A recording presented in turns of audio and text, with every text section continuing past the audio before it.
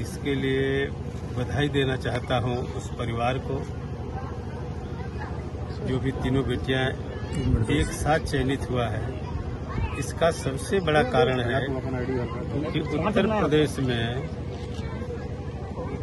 उत्तर प्रदेश के यशस्वी मुख्यमंत्री आदरणीय योगी आदित्यनाथ जी के नेतृत्व में जो पारदर्शी तरीके से भर्ती हुई है, इसका परिणाम है कि एक परिवार के 3 बच्चियां पुलिस में भर्ती होकर के अपने समाज के सम्मान को बढ़ा रही हैं। और इतना ही नहीं, पूरे प्रदेश में इसी तरीके की पारदर्शी भर्ती होने के नाते मैं समझ पाता हूं कि जहां मैं जाता हूं वहां जरूर 2-4 चौहान बच्चे बच्चियां हर समाज के राजभर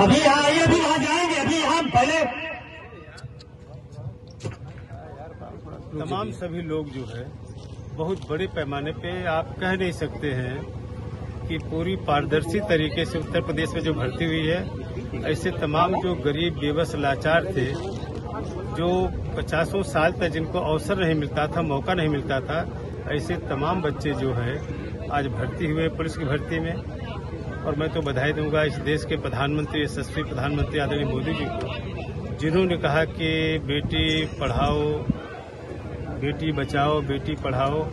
और जिन लोगों ने, इनके परिवार के लोगों ने अपने बच्चों को पढ़ा करके, लोग पहले बेटियों को पढ़ाते नहीं थे, आज बेटियां पढ़ लिख करके कहां से कहां चली जा रही हैं। अभी आपने विलियम्स को देखा कि चांद से उतर के किस तरीके से आई।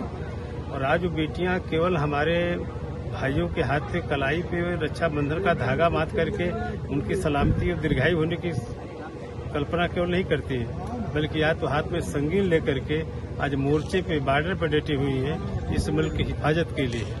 और यही कारण क्या, देखिए बच्चा, इनके हाथ में सलाह होगा इस प्रदेश की सुरक्षा के लिए। अगर इनकी ड्यूटी कहीं भी लगेगी तो निश्चित इसके मुकाबला के लिए तैयार हैं।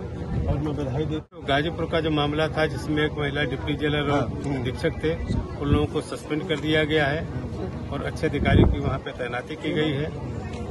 और जहाँ तक बनारस का है, जो महिला जिस तरीके से अधीक्षक पे आरोप लगा रही थी, वही मामला जो हमारे प्रदेश के डीजी ने पूरी जांच बैठा दी है। वहाँ के डीएमएसपी कप्तान की रिपोर्ट आने के बाद उनके पर कार्रवाई भी होगी, जो भी विधि सम्पन्न कार्रवाई होगी और बाकी उन लोगों को वहाँ से मुक्त कर दिया गया है।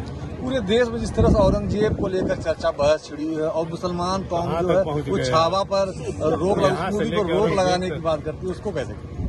आपने देखा कि जिन लोगों ने इस मुल्क में कई 100 सालों तक राज किया है, इस देश के हमारे इंद्रपाल सिंह चौहान जैसे स्वतंत्रता सेनानियों ने ऐसे लोगों को, जिन्होंने देश पे राज किया, अंग्रेजों ने 200 साल राज किया, ऐसे लोगों को मुकाबला करके देश से भगाने का काम किया है। और आगे भी ऐसे तत्व जो होंगे उनको यहाँ पे कोई स्थान नहीं है। जो इस मुल्क की आज़ादी के लिए जिन्होंने पूरा जीवन संघर्ष किया, और इन लोगों ने कभी पीठ में नहीं, सीने में गोली खाने के नाते ही इस मुल्क को आज़ादी मिली है। आज सौभाग्य है कि उन्हीं की पोती जो है आज इसी फोर्स में भर्ती होकर, सिपाही भर्ती होकर के पूरे प्रदेश और देश की रक्षा करने के लिए आगे बढ़ेंगी। एक समस्या है, जो 2 बेटियां उनके ऊपर पुराने 2002 के मुकदमे हैं, वो कैसे सॉर्ट आउट होंगे?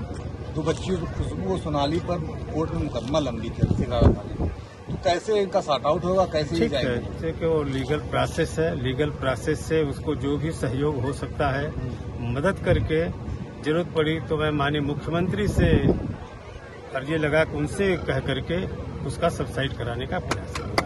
मूलभूत सुविधा जो रास्ता नहीं है, फ्रीडम फाइटर का घर है, रास्ते से वंचित है। इस पे आप आए हैं यहाँ पर? निश्चित रूप से आज मैं कह सकता हूँ, मैं आया हूँ, मुझे पता चला कि ये जो इंद्रपाल सिंह चौहान जो फ्रीडम फाइटर थे, उनके नाम पर कोई चीज यहाँ नहीं बनी है।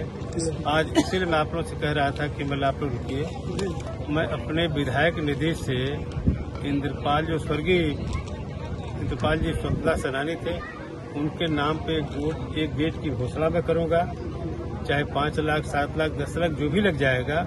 और इस रोड को बनवाने के लिए हमारे मुख्यमंत्री से व्यक्तिगत रूप से मैं वो अर्जी लगाऊंगा, उनसे सिफारिश करके मैं रोड को बनवाने का भी काम करूंगा।